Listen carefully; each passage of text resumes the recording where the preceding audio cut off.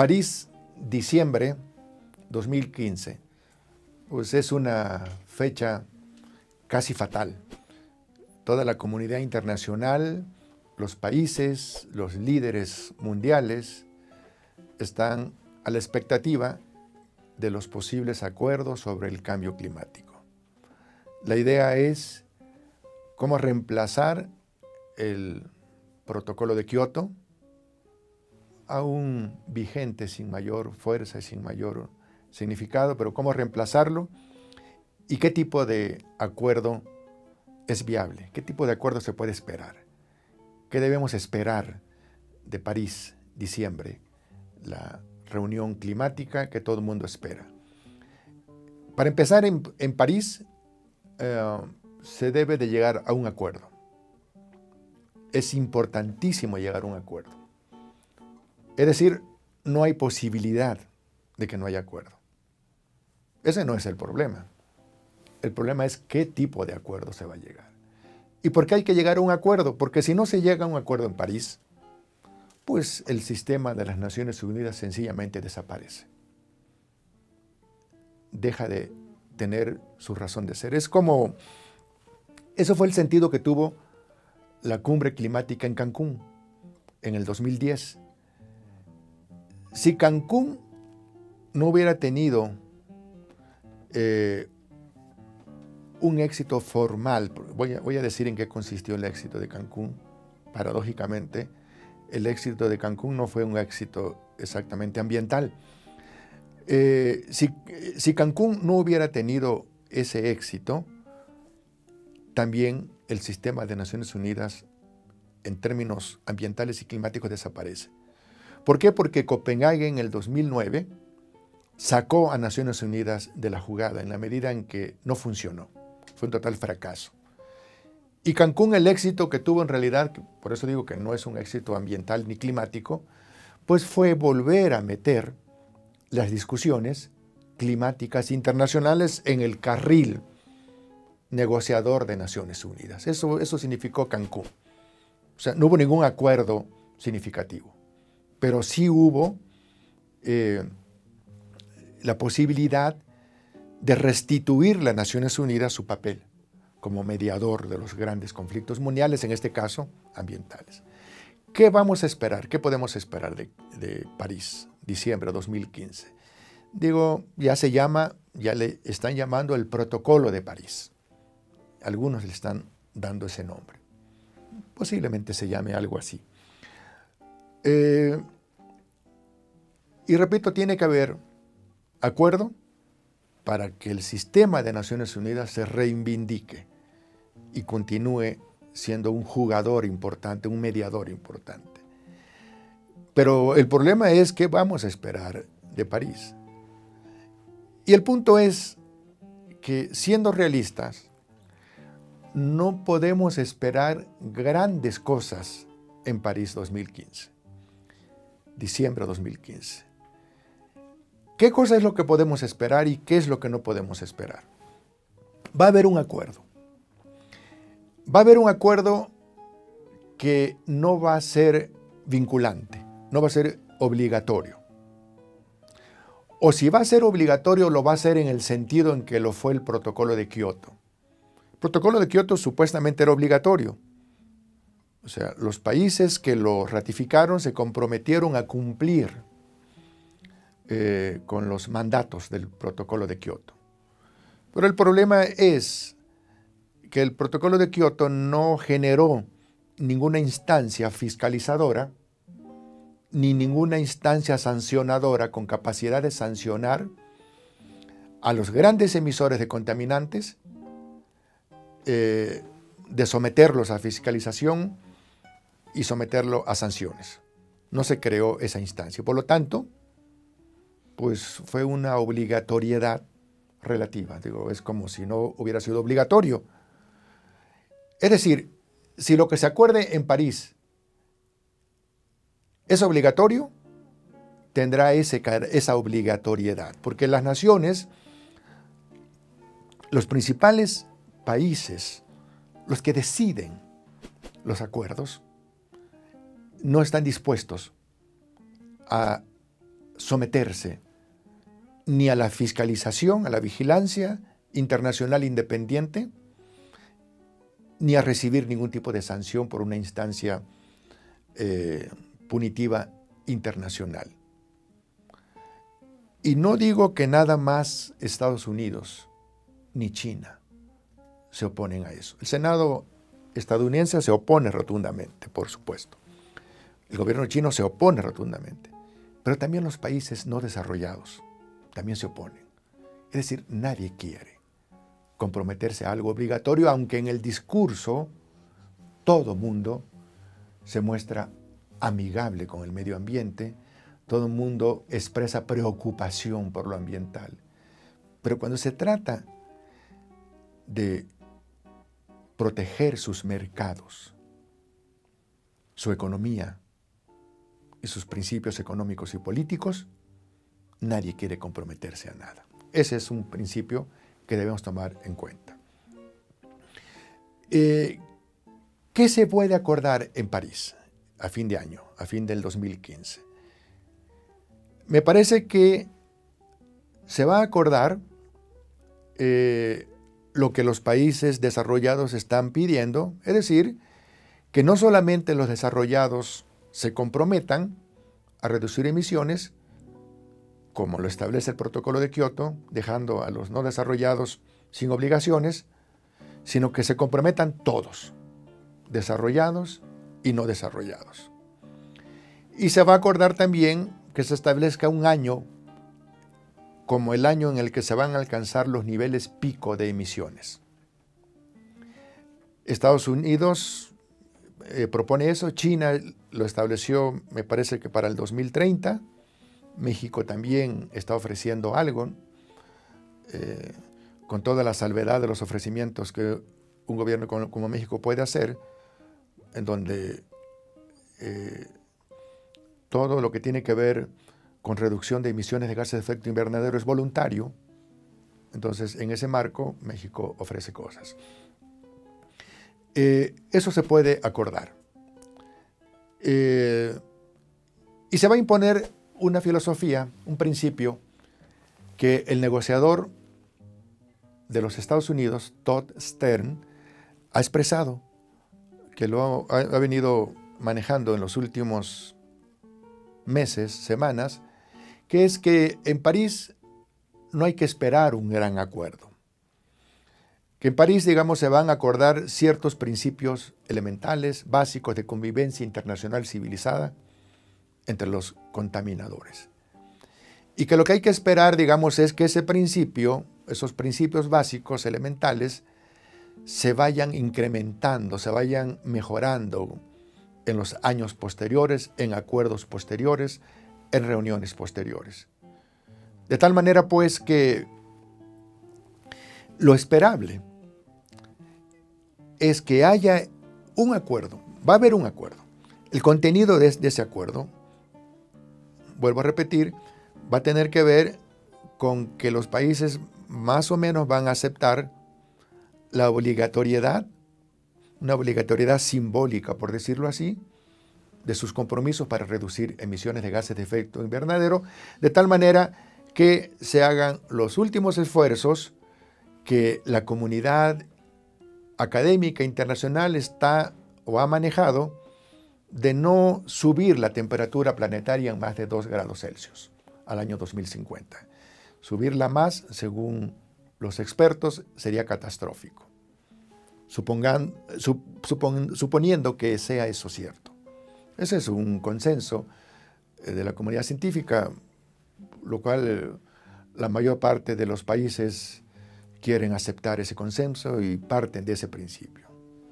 Esos consensos también hay que someterlos a revisión si queremos ser objetivos, pero pensando que sea válido, el Protocolo de Kioto no hizo nada con sus acuerdos para dirigirse a esa meta.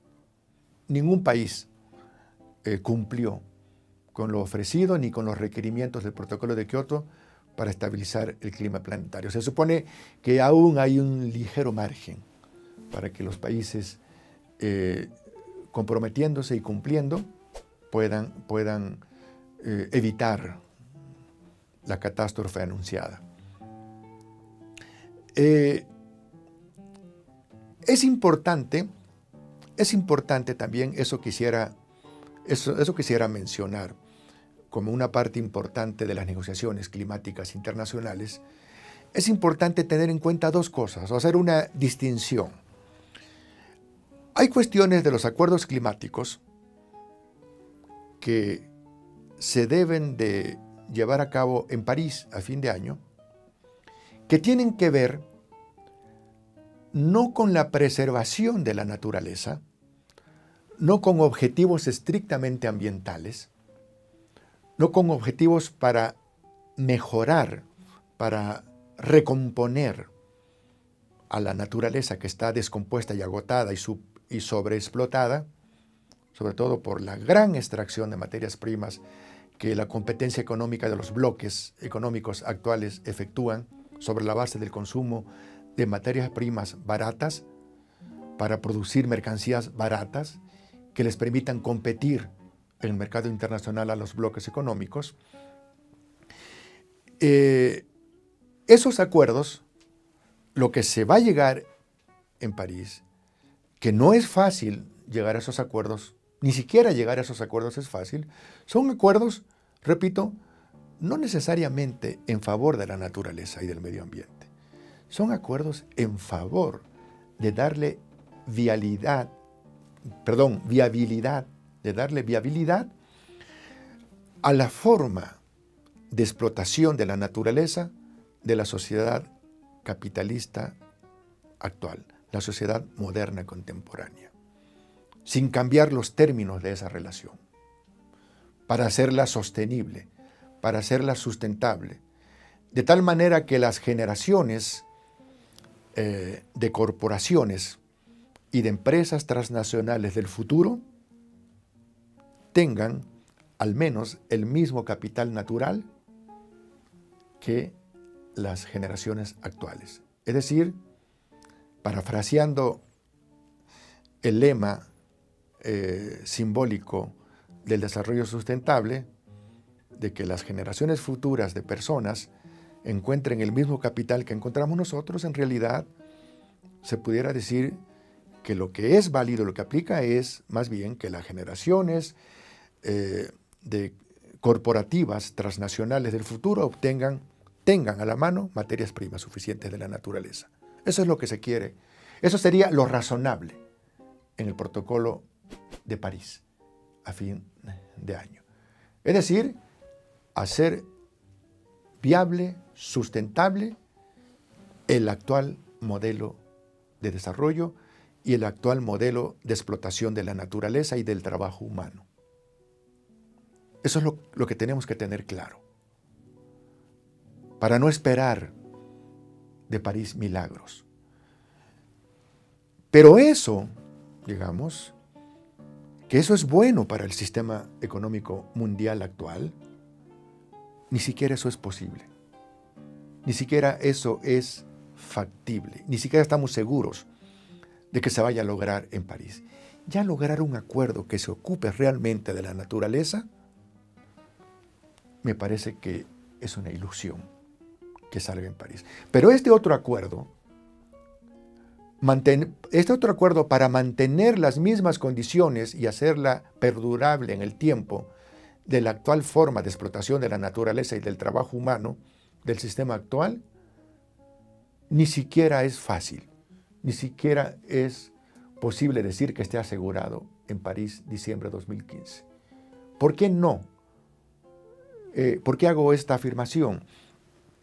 Porque la historia del desarrollo sustentable y de los acuerdos climáticos, lo que han buscado es eso y no lo han logrado. ¿Y por qué no lo han logrado? Por una cosa muy simple. Lo pudiera explicar por dos factores.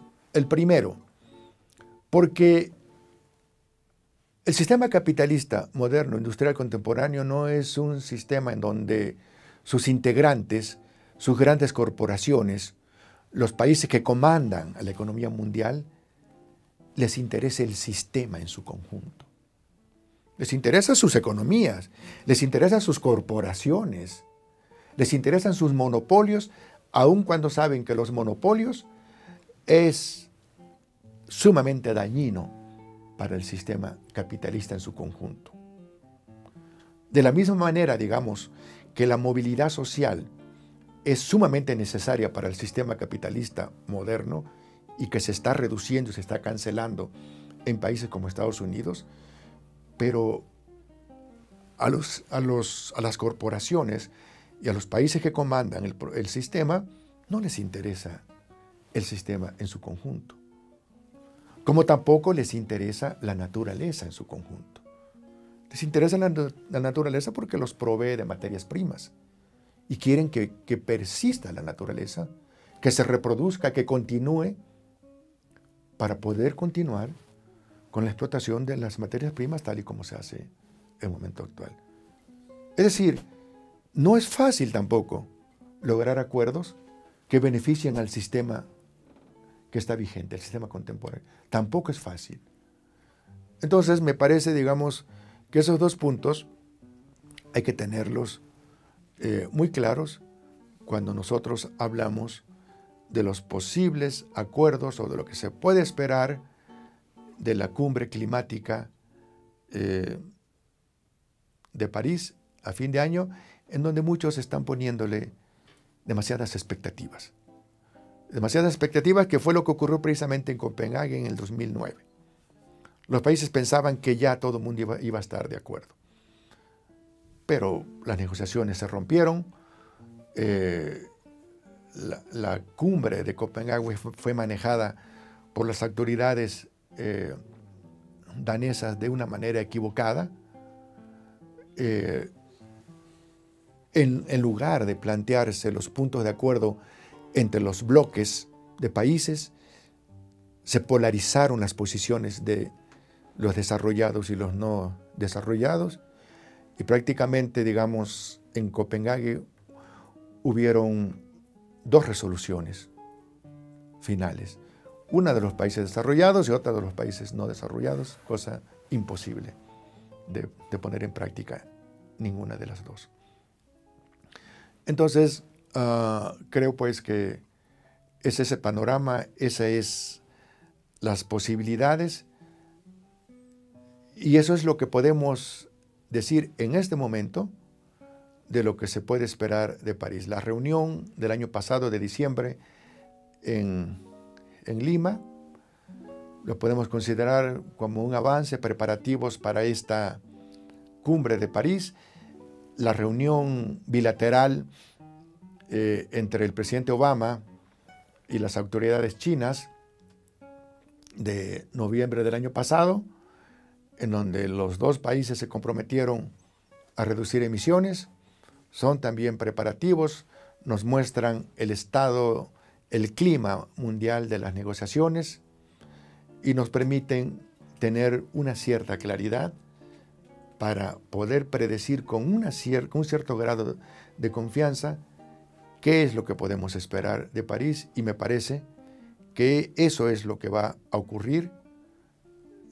Repito, para terminar, un acuerdo que puede tener, digamos, la carátula, la presentación pública de obligatorio, bajo el mismo esquema del protocolo de Kioto, una obligatoriedad simbólica, en donde en lo que se va a avanzar no es tanto en la protección de la naturaleza y en la estabilización del clima planetario, sino en las reglas mínimas del juego con la que los competidores económicos del mundo pueden seguir viviendo amigablemente en su competencia internacional por las materias primas y por los mercados del mundo, de tal manera que la naturaleza los siga proveyendo de estos recursos y de estas materias primas. Esto es una aspiración para refuncionalizar el sistema.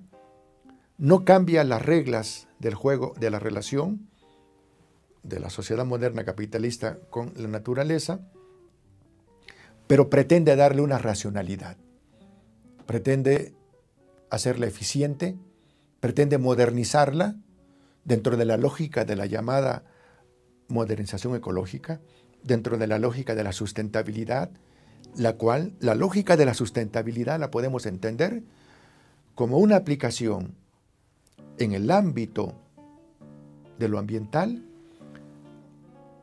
de la ética protestante. Es decir, una ética que se preocupa por el medio ambiente en el sentido de no sobreexplotarlos, una ética de la prudencia, una ética de la racionalidad, una ética de la compasión, una ética de la filantropía, una ética en contra del despilfarro y del consumo y a favor de la producción, de la austeridad y del ahorro.